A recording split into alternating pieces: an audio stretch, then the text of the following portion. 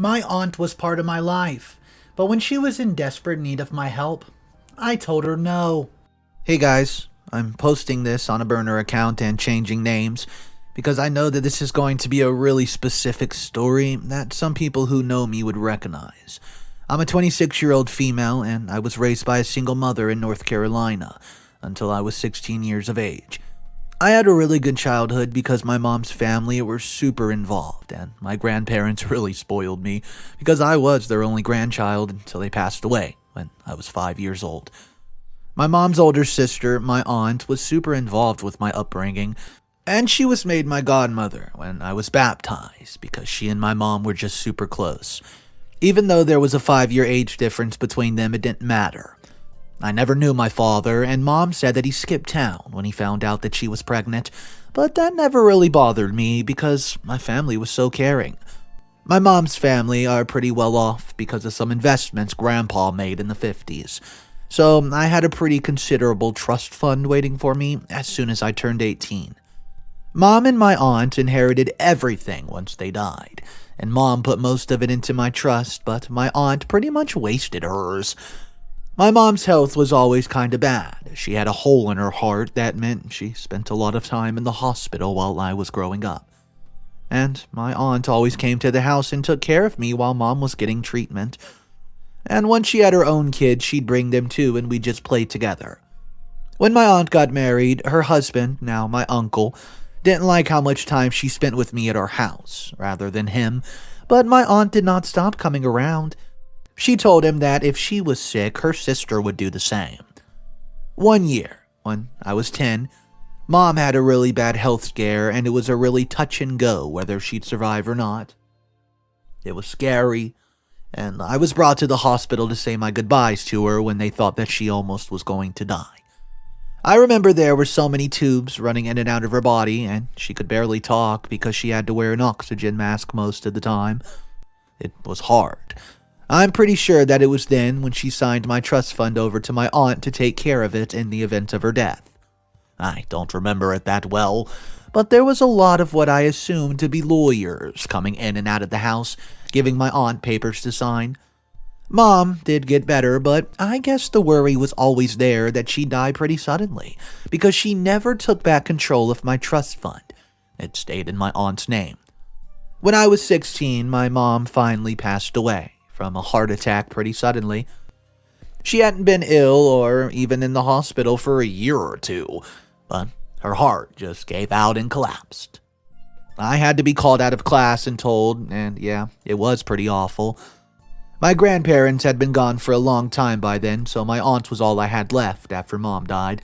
She was already there when the principal drove me home. Everything seemed as normal as it could be. We hugged, cried, and she promised me that she'd make sure Mom had the most beautiful funeral ever. And oh boy, she really delivered. I'm not sure now if it was even what Mom would have wanted. She was a real low-key person, but at the time it was really beautiful. There were flowers everywhere, and Mom's ashes were spread in a forest that she used to love as a kid. So many people turned up, who I didn't even recognize, but it's a little hazy to remember their faces because I was such a mess. I didn't find out till later that the entire funeral was actually paid for using my trust fund. It was only a few weeks after Mom's funeral that my aunt told me I had to move out of my home. I'd been staying with her and her husband for a while, and I assumed that once I was 18, I'd be able to move back into the house that I shared with Mom. But my aunt told me that it was in her name, not mine, and that she decided to sell it. Honestly, I didn't even know how to react at first, but then she told me that as soon as I turned 17, I'd have to move out of her house too. It was only a month or two into my birthday, so I had no way of saving up money for an apartment or anything. I wasn't able to access my trust fund until I turned 18 either, so there was nothing for me to do. All the money I was supposed to inherit was in the trust fund, so I had to get a part-time job for the weekends. And my aunt began to charge me rent once I got paid, so there was nothing I could do. The day I turned 17, I came to my aunt's house from work, and I found all my stuff on the front yard lawn. I tried to get in to talk to Aunt, but she would not open the door, And eventually her husband came out and told me that they would call the police if I didn't leave.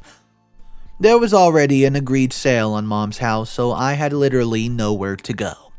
I didn't see a dime of the money from the house either. My aunt said it was hers for feeding me and letting me stay with her, even though I'd been paying for myself. I eventually called a friend from school and she let me stay on her couch for a week. But once her mom found out that I was crashing there, I had to go. I just didn't know where. And I ended up in a shelter for a few months until one of the ladies, who was 75 years old, she volunteered there, Alice, let me come and stay with her. I spent the entire year crashing on her couch, eating her food, using her water. She said it was fine. But I told her that as soon as I turned 18, I'd pay her back with everything from my trust fund just as soon as I had access. I spent the year using her money to catch the bus to school and to my part-time job. I was really going to pay her back every single cent. She said it wasn't necessary, but I kept a journal full of every single dime she spent on me. It added up to be like $10,000. Because I ended up collapsing out of stress and she had to pay the hospital bills and medical expenses. The day I turned 18, my aunt called me. It was the first time she's contacted me since she kicked me out, other than that, to tell me that if I did not pick up all my furniture from off her lawn, she'd sell it. Well, I didn't have money to have it moved to the space to put it, so she ended up getting rid of all the furniture that I grew up with. Even the bunk bed that had the notches on the post showing my growth every year that my mom had loved scratching. She called me and told me to come to her house, that she had a lawyer there to tell me how to access my money. I asked Alice for one last bit of cash, promising that when I'd get back, I'd pay her off for all her kindness, and took the bus straight to my aunt's house. When I got there, my aunt looked completely different than the last time I've seen her. She was thin. She looked super tan, like she's been away. Her hair was longer than a year's growth could have caused, and her nose looked like a completely different shape. Even the house looked different.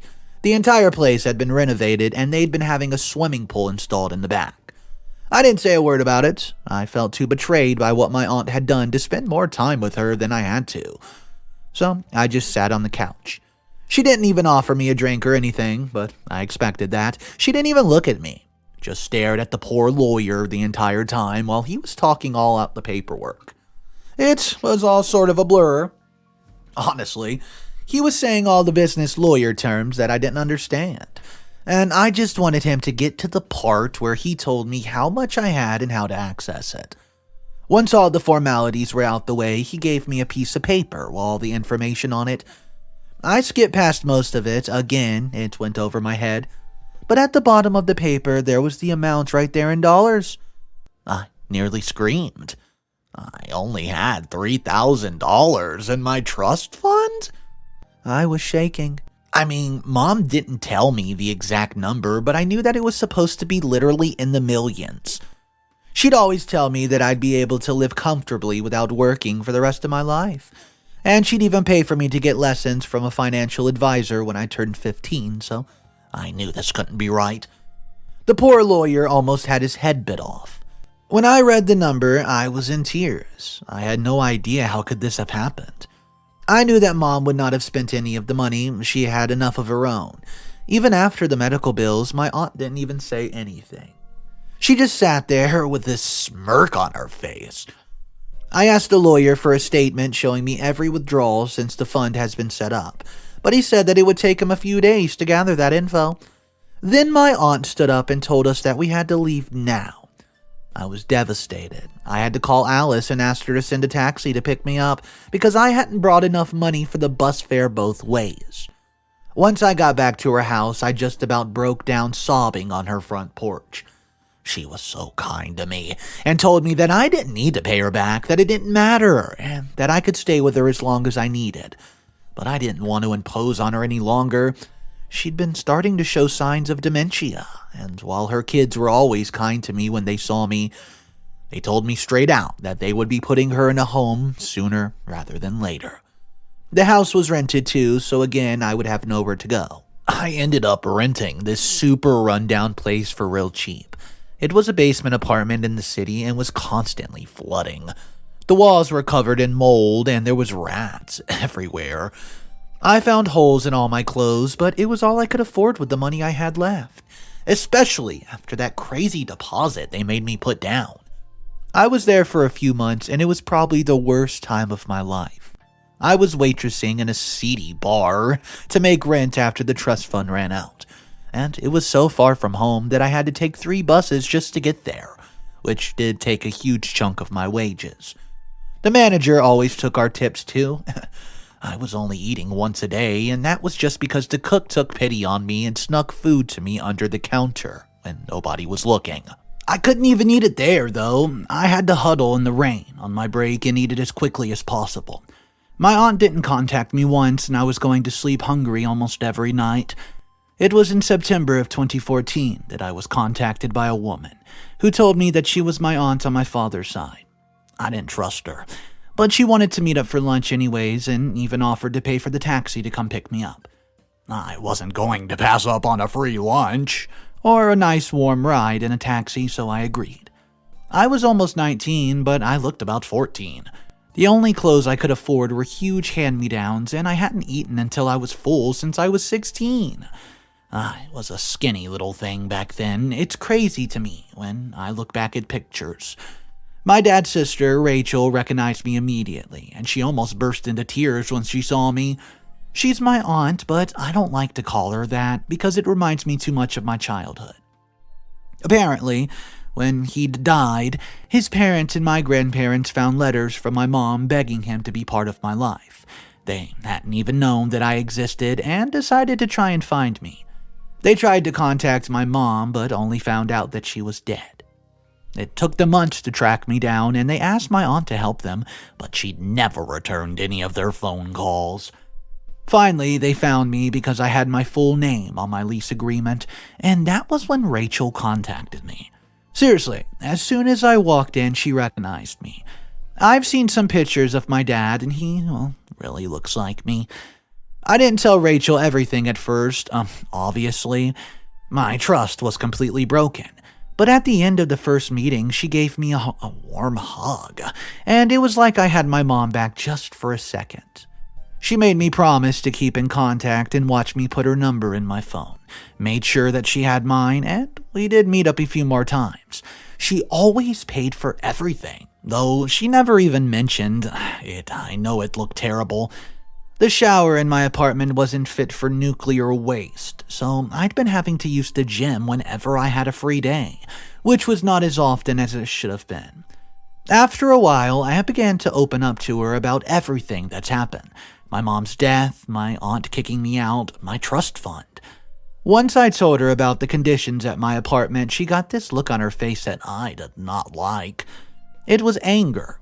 I was only 18, I hadn't had anyone really care about me since mother died, so it was super surreal.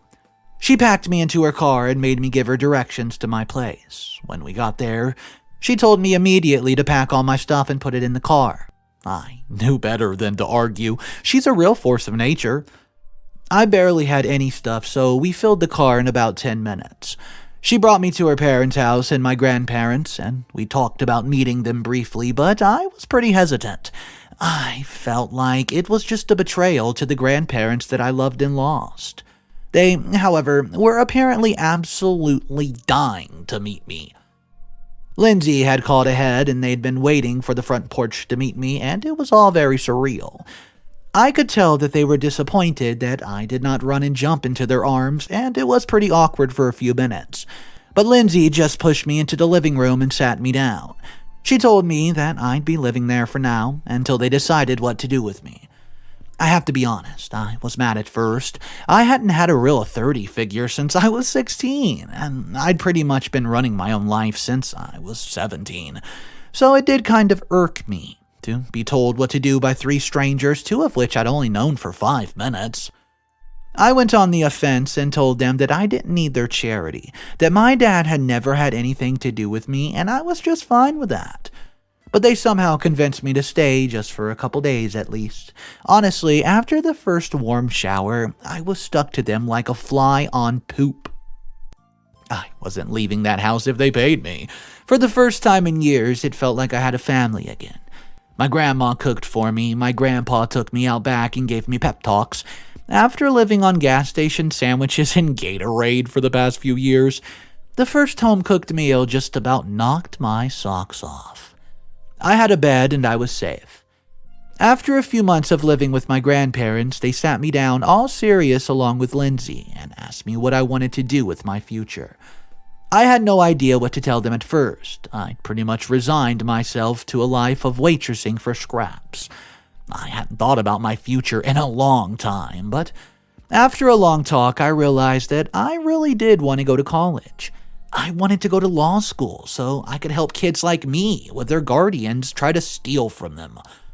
There was a big silence, though, when I said that, and my grandparents, they aren't rich by any means, and law school we all know is expensive. Lindsay, though.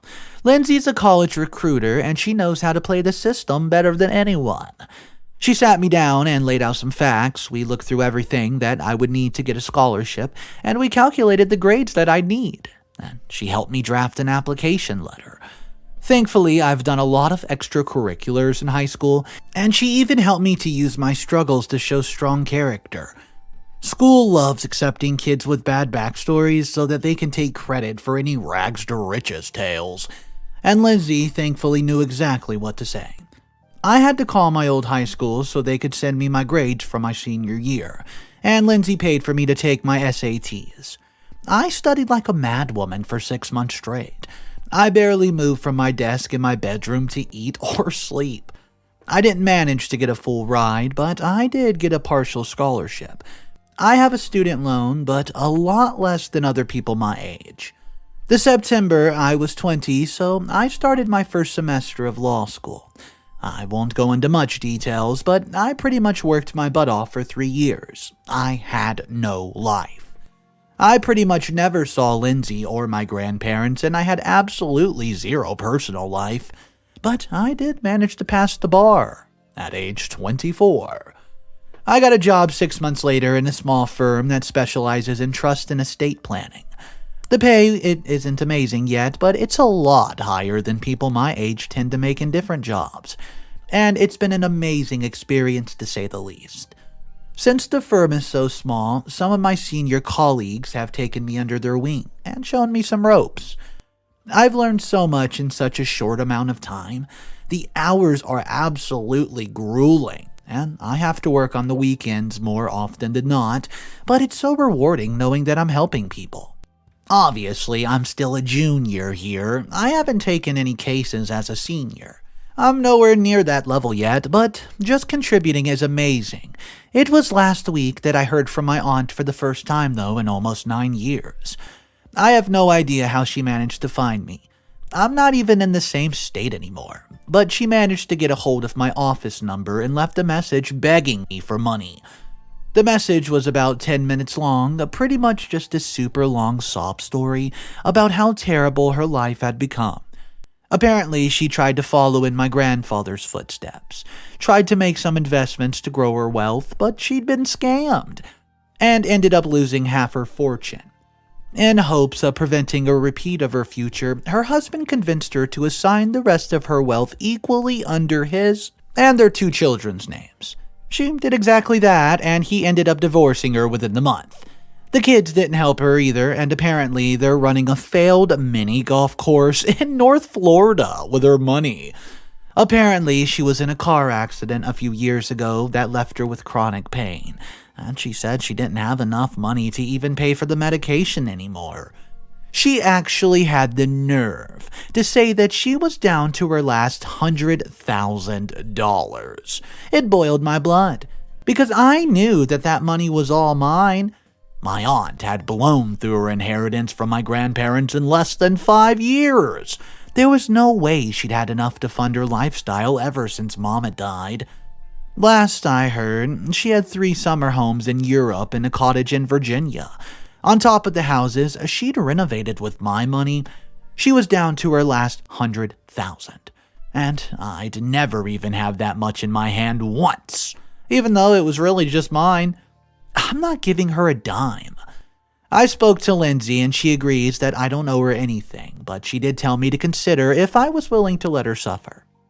Well, I think I am. I know it sounds harsh, but that woman helped to raise me, and as soon as my mom died, she'd betrayed her and threw me out like she hadn't been there from my first word. Never cheered for me at every dance recital. I mean, come on. Still, I have some guilt. I know that mom loved her and trusted her with my future, and that does mean something to me, but the woman hasn't contacted me once she kicked me out of her house with my measly $3,000. Not once has she checked up on me or even called me just to talk since she stole everything from me. If my dad hadn't died and Lindsay found my mom's letters, I'd still be on the gutter. I feel guilty, but I still don't want to help her. Am I the a-hole, guys?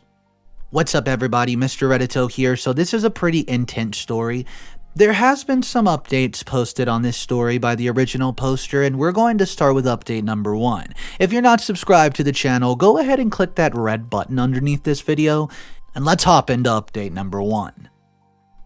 Wow, I really didn't expect so many responses on the post. Thank you for all the advice and messages. I posted that 4 months ago now, and I've been in contact with my aunt since. Initially, I did ignore her messages, but she kept calling and calling and calling. And eventually, one of my colleagues ended up picking up my phone while I was out at lunch and getting cussed out. I was humiliated when she told me what happened, but I did feel like I owed her an explanation. I mean, she did just have her ear chewed off. After I explained everything, albeit a more concise summary than the one above, she just gave me kind of a funny look and asked me why I don't just sue her. I'm pretty sure I blinked and looked like a complete idiot, but honestly, the thought hadn't even crossed my mind.